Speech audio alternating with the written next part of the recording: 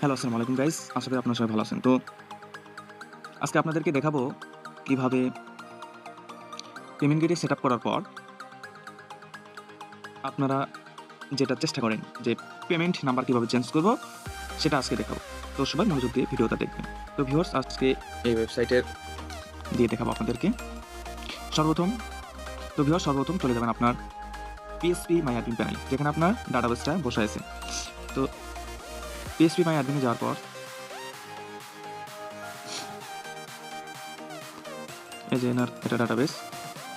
তো এখানে আসার পর সর্বপ্রথম আগে ইউজার আর স্টাফ ওরে আপনার অ্যাডমিন। তো ইউজারে যাবেন, যাওয়ার পর সর্বপ্রথম যে ইমেলটা পাবেন এই ইমেলে ঢুকবেন, মানে admin.gmail.com। এই ইমেলে ঢোকার পর সব কিছু ঠিক রাখতে পারেন। রাখার পর এই যে পাসওয়ার্ডটা চেঞ্জ করে দেবেন, শুধুমাত্র পাসওয়ার্ডটা চেঞ্জ করবেন। তো এই শুধুমাত্র পাসওয়ার্ডটা চেঞ্জ করে দেবেন। আর জিমেলটা মনে রাখবেন admin@gmail.com। মানে এটা আপনার হলো ইউজার প্যানেল, এখানে PHP দেবেন। সো পাসওয়ার্ডটা আমি দিয়ে নিই আগে। সো ভিউয়ার্স, পাসওয়ার্ডটা দিয়ে দিচ্ছি। এখন এখান থেকে করতে পারেন ডোমেনটা চেঞ্জ করতে হবে। ডোমেন চেঞ্জ না করলে কিন্তু মানে আপনার পেমেন্ট পেজে নিয়ে যাবে না। তো আপনি আপনি স্টাফ থেকেও করতে পারেন। স্টাফ আগে এডিট করার পর স্টাফ মানে অ্যাডমিন প্যানেলে লগ ইন করবেন, কিংবা আপনি সরাসরি এখান থেকে এই যে ব্রান্ড যে আছে এই ব্রান্ড থেকে করতে পারেন। তো আপনারা মানে এই স্টাফ থেকে আপনারা শুধু পাসওয়ার্ড চেঞ্জ করবেন, চাইলে জিমেলে চেঞ্জ করতে পারেন। ওইভাবে আমি যেরকম দেখাইছি, জিমেল এটা চেঞ্জ করে নিলে আপনি /admin দেওয়ার পর জিমেলের পাসওয়ার্ড দিয়ে লগ ইন হয়ে যাবে। তো আমি আপনাদেরকে এইভাবে দেখাই। এই ব্র্যান্ড অপশনে গেলাম। ব্র্যান্ড অপশনে যাওয়ার পর এখানে দেখতে পাচ্ছেন bdbetterpay.com, এই ডোমেন নামটা চেঞ্জ করা লাগবে। আমি যারটা করতেছি তার ডোমেন দিব, আপনার ডোমেন নাম দেবেন।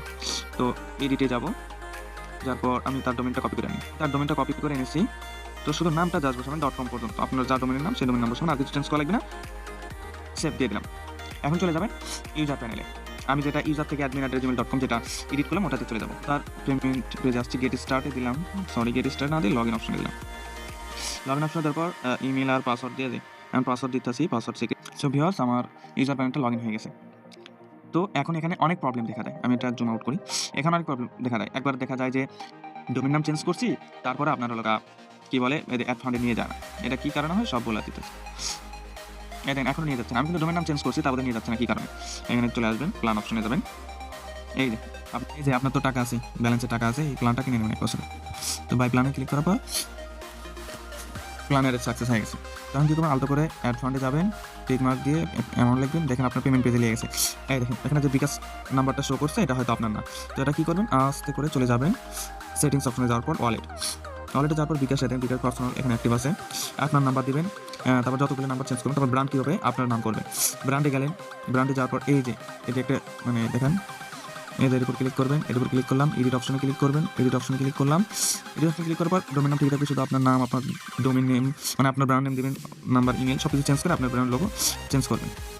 আর একটা বিষয় আপনাদেরকে অ্যাড ফান্ডের সময় যে একটা লোগো আছে এটা কীভাবে চেঞ্জ করবেন এটা হয়তো অনেকে পারে না। তো এটা অ্যাডমিনে লগ ইন করবেন, পেমেন্ট মেথডে যাবেন।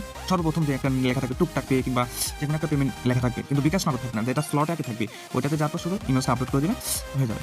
তো এই ছিল আজকের বিষয়। ধন্যবাদ, ভালো থাকবেন, সুস্থ থাকবেন, খোদা হাফেজ। কোনো কিছু লাগলে অবশ্যই মেসেজ করতে পারেন।